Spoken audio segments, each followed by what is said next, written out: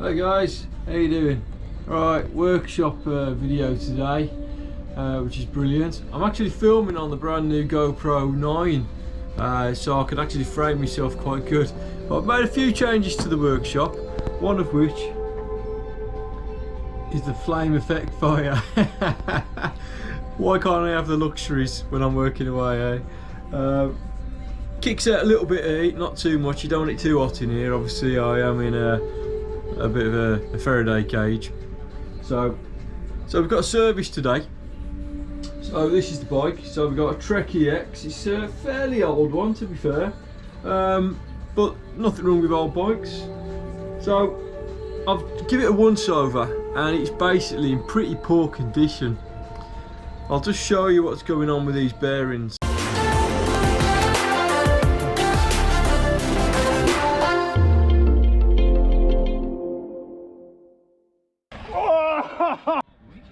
So basically, took the rear triangle off and the rear pivot arm off, and the bearings were in such bad condition.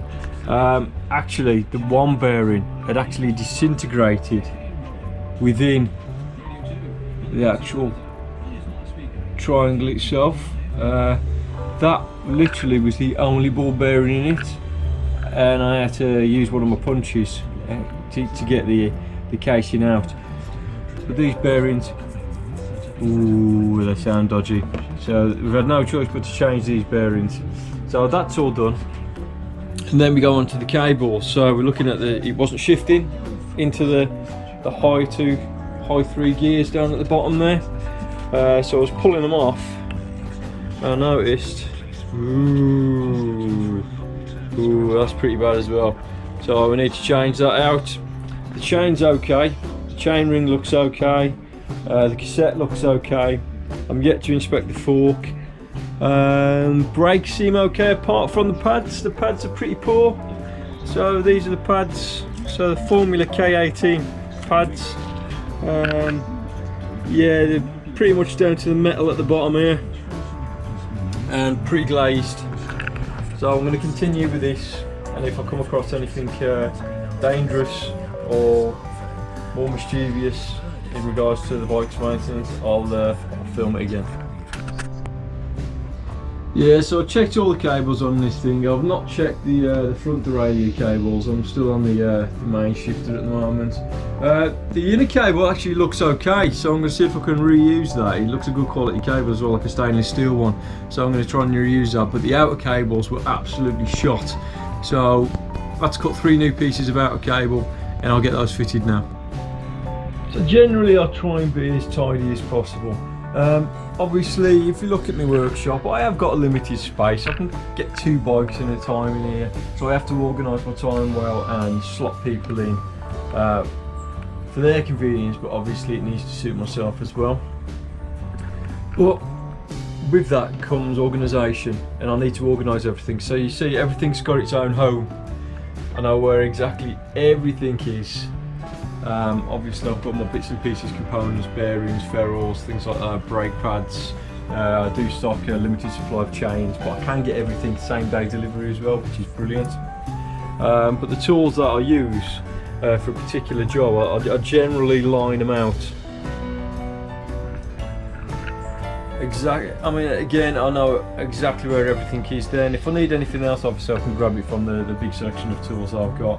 But generally, I knew I was going to be sorting bearings today, so I've got my bearing punches and bearing removal tools there.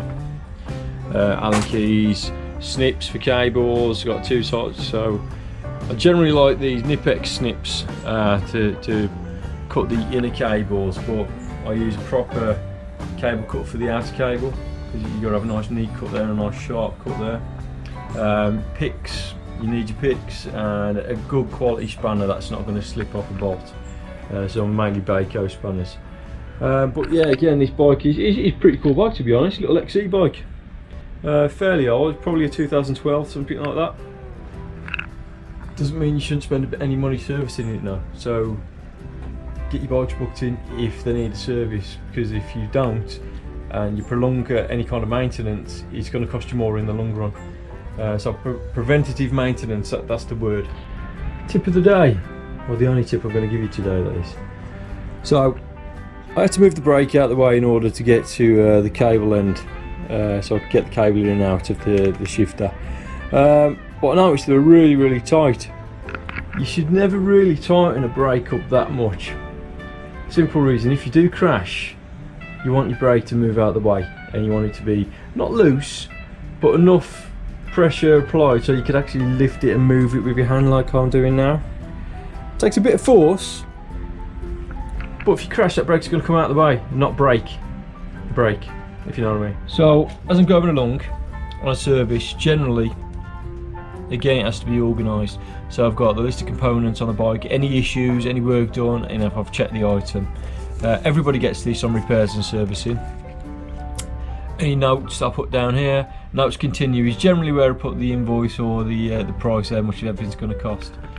But what I generally do as well is obviously before any work continues, I'll fill one of these sheets out. So I'll do a diagnostic on the bike first, fill one of those sheets out with the prices, how much it's going to cost the customer, and then I'll send that to the customer via WhatsApp or email or Messenger, just so they've got a copy of it so they know what they're expecting.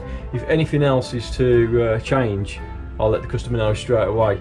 It's just one of those things, obviously, being a customer from bike shops in the past, you know, I've often taken bikes into places when I haven't had time to fix them myself, and they've just gone ahead and done the repair, and it's cost me more money than I'd wanted to have done it.